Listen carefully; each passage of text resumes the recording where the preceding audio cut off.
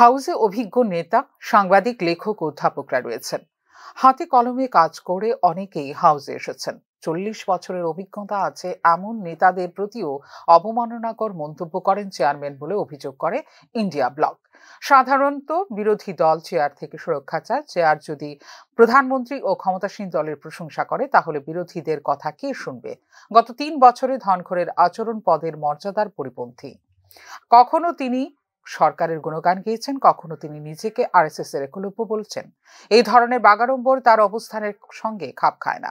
বিরোধীরা যখনই প্রশ্ন করে তখন চেয়ারম্যান নিজেই মন্ত্রীদের সামনে সরকারের ঢাল হয়ে দাঁড়ান বলে সাংবাদিক সম্মেলনে অভিযোগ করেন ইন্ডিয়া ব্লকের নেতৃত্ব। For the last 3 years, rather than providing time to opposition members to raise critical issues,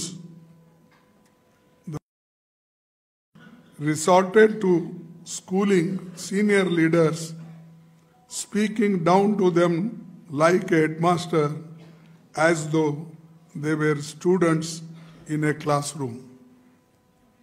He never misses an opportunity to insult any opposition leaders, whether they are senior or junior, or there are lot of members who have got more experience than others.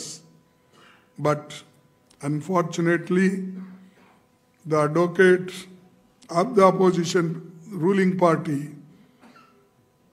he always tried to insult the opposition leaders. তার বিরুদ্ধে আমাদের কোনো ব্যক্তিগত শত্রুতা, বিদ্বেষ বা রাজনৈতিক লড়াই নেই। আমরা বিনীতভাবে দেশের নাগরিকদের জানাতে চাই যে সংবিধান ও গণতন্ত্রকে বাঁচাতে আমরা সতর্কতার সাথে বিবেচনা করে এবং বাধ্য হয়ে এই পদক্ষেপ নিয়েছি বলেও জানিয়েছেন India block. The chairman openly encourages and provokes the treasury benches to make outrageous remarks against the opposition, undermining the dignity. When 267 notice is given, he rejects all the notices.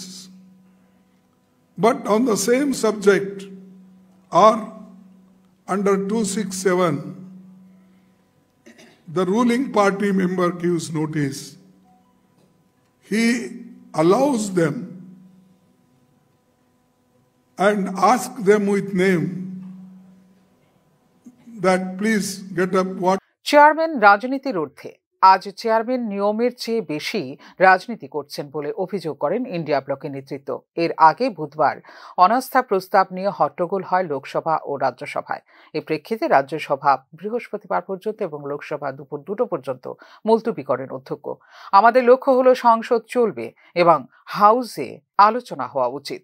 শাসক দল আমাকে যা বলে তাতে কিছু যায় আসে না। আমরা চাই 13 ডিসেম্বর সংবিধান নিয়ে আলোচনা হোক বলে জানিয়েছেন বিরোধী দলনেতা রাহুল গান্ধী। উল্লেখ করা যেতে পারে, মঙ্গলবার সংসদের শীতকালীন অধিবেশনে রাজ্যসভার চেয়ারম্যান জগদীপ ধনখড়ের বিরুদ্ধে অনাস্থা প্রস্তাব পেশ করেন বিরোধী সাংসদরা।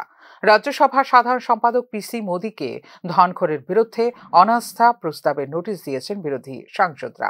অপরদিকে জর্জ সোরস এবং সোনিয়া গান্ধীর মধ্যে সম্পর্ক কি? এটি দেশের আভ্যন্তরীণ এবং বাহ্যিক নিরাপত্তার প্রশ্ন। এটি দেশের সার্বভৌমত্বের উপরও একটি প্রশ্ন চিহ্ন।